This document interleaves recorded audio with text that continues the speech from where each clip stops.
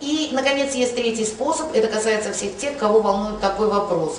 Камни, песок, желчного пузыря и почек.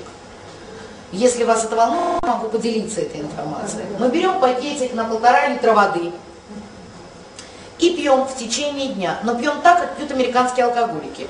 Знаете, они ходят с бутылкой и все время прихлебывают. Вот таким же образом, каждый час 1,5-треть стакана, немного.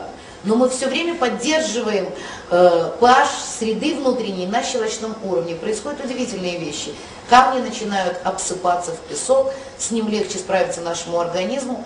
И у нас есть подтверждение ультразвуковых исследований. Были камни, рассосались камни, рассыпались, вывели камни, нет камней.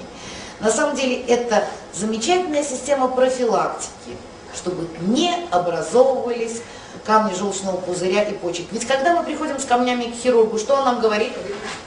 Резать. Как будто у нас есть с вами запчасти. Да, взрослые люди, давайте ответим вот просто здраво помыслим.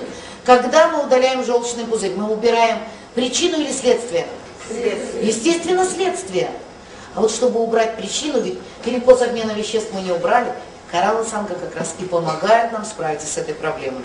Еще эффективнее и быстрее, если мы употребляем упаковку жизни. Это активин, ассимилятор и коралловый кальций. Активин, ассимилятор и коралловый кальций.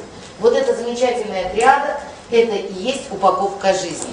Это просто сбалансированное питание, где есть и витамины, и микроэлементы, и антиоксиданты, и пробиотики, о которых мы сейчас поговорим. Вот это все вместе. От 3 до 6 месяцев мы это пьем, прихлебывая каждый час-полтора немножко кораллов санга. Результат: через 2 месяца смотрим на УЗИ, нет камней. Или уменьшились в размерах камни, или песочка уже нет. Вот это замечательная возможность постепенно восстановить свое здоровье.